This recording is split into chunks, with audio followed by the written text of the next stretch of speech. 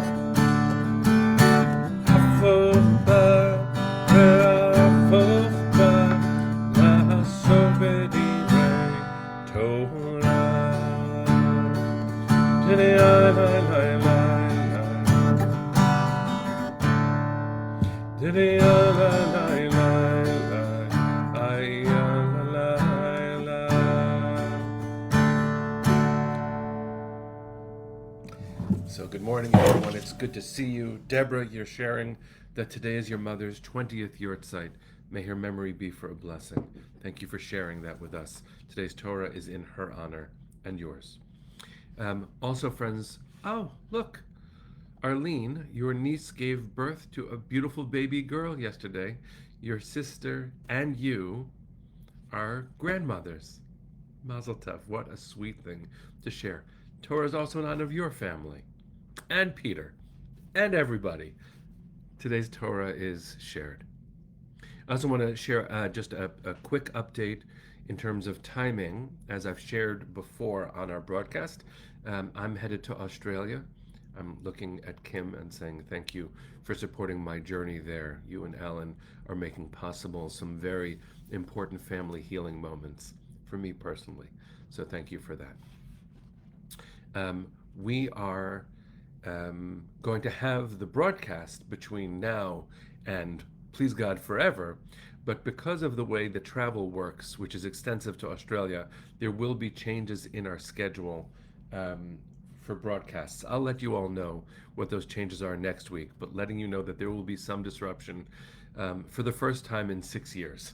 And so I know that that is okay, and you will all be supportive, letting you know well in advance that our 9 o'clock might be at a different hour and we might miss a day or two because I'll be on a plane.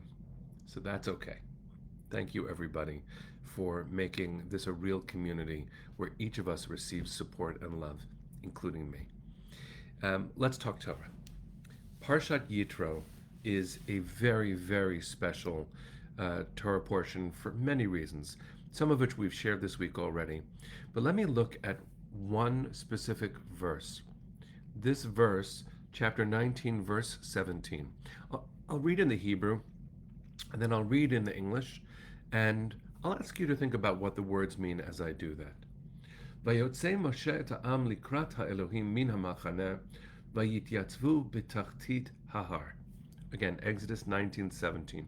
Here's an English translation, which is not the only way of understanding the Hebrew. Moses led the people out of the camp toward God, and they took their places at the foot of the mountain.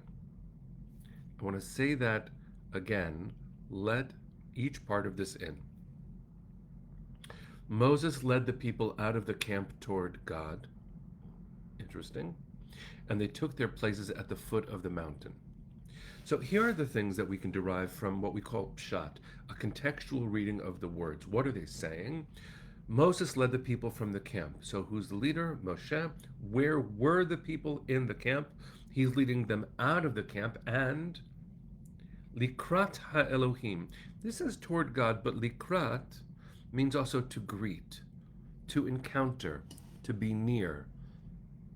And so it's actually really an interesting thing to see that according to the verse, God is there and the people are here. So Moses leads the people to the mountain to greet God. And though we are taught so often, especially in Jewish educational environments, Hashem is here, Hashem is there, Hashem is truly everywhere. God is here and God is there. God is everywhere. That's actually not the way the Torah describes God's presence. God travels from place to place, descends onto the mountain. God's voice walks through the garden. God stands with Abraham and then leaves.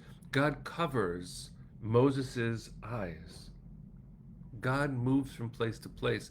And actually, if you look closely, the word kavod, which we today use to mean respect, means the glory of God, understood in its biblical context as a cloud through which God travels from place to place. The clouds of glory are, in a biblical context, understood as God's vehicle for moving from place to place.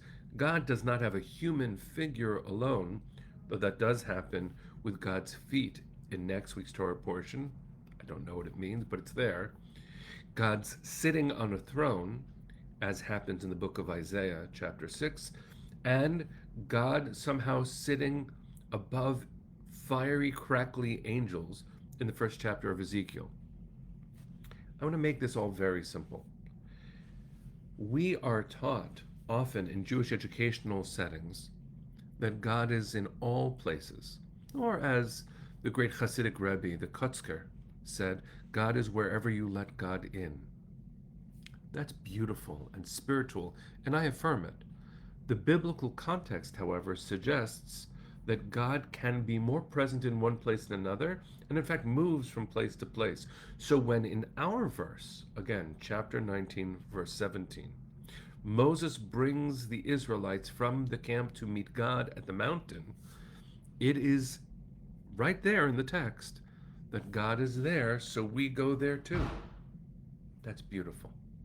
It's beautiful, challenging, fascinating. The courage it must have taken our ancestors to leave their camp is no small thing. And to go meet the Creator, this is a transcendent, explosive moment, which is why the mountain is not to be understood as a calm experience. The mountain itself is terrifying. It's a volcano in the middle of the desert. That's the very next verse, by the way. Now Mount Sinai was all in smoke, for God had come down upon it in a fire. The smoke rose like the smoke of a kiln, and the whole mountain trembled violently. Pause. Hi, Moshe Tzvi. I love you. Good to see you. Back to our verse.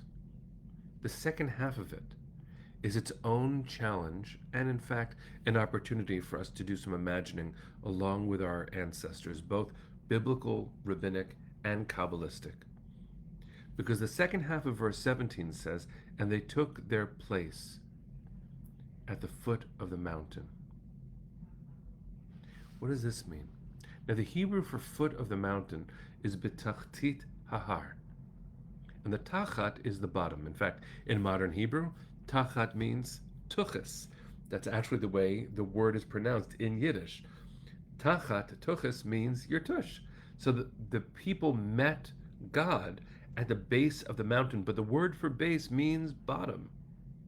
And the rabbis look at this word and they create a paradigm of relationship between humanity and the divine that actually deals with the tension that we might feel in our own lives, certainly as individuals, maybe even as groups.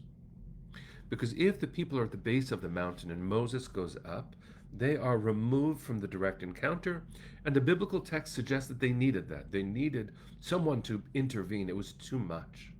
And often we look to others to intervene in the most intensive experiences, and it takes courage to encounter on our own those things that are most challenging, most intense, even potentially most joyful. But the rabbis see the word betachtit har and they say, actually, how did the people feel? They felt not that they were at the base of the mountain, but that they were under the mountain. And what does that mean? Well, no one really knows. The rabbis themselves are probably describing their own feelings of being under pressure. Under pressure, trying to encounter a revelation for something to be revealed. What a powerful, fascinating, complicated way of seeing a relationship with God, feeling under that pressure. The Kabbalists, in the end, the mystics, make a suggestion, and this is the blessing I'd love to offer us now. The mystics suggest, yes, we were under the mountain, but remember, we went there to greet God. And so the mystics suggest, yes, we were under the mountain, so too was God. We stood with God under the mountain, and Mount Sinai itself became our chuppah. Let that in for a moment. God stood with us in our place of feeling pressure. And above us was a symbol of love. Mount Sinai is many things. It is an intense experience. Revelation is very demanding. What a beautiful, possible way of reading this. That actually, deep down, even and especially when under pressure, when something very intense is right before us, we can greet it, and we are not alone. I pray that we have each other, and deep down I pray that the divine is standing right there with us. Because actually, remember what I said about the Kutzker, the great Hasidic Rebbe Menachem Mendel of Kutz said, God is where you let God in. If you feel under pressure, perhaps our goal, our work, could be to open up just enough that there's room for the divine to be there with us.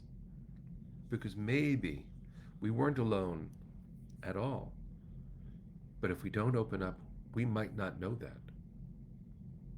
So I offer us this thought, this image, this way of being, that Sinai actually models for us how even and especially under pressure, we can open ourselves up to divine solidarity, comfort, maybe even love. Let's send our hearts to the East, friends, and sing.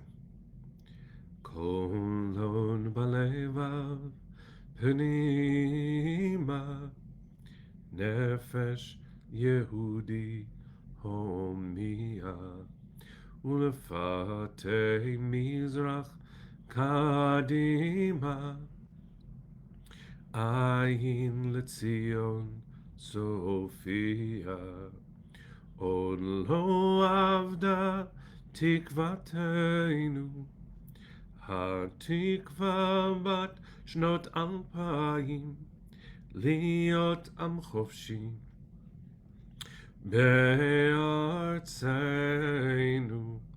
ארץ ציון וירושלים,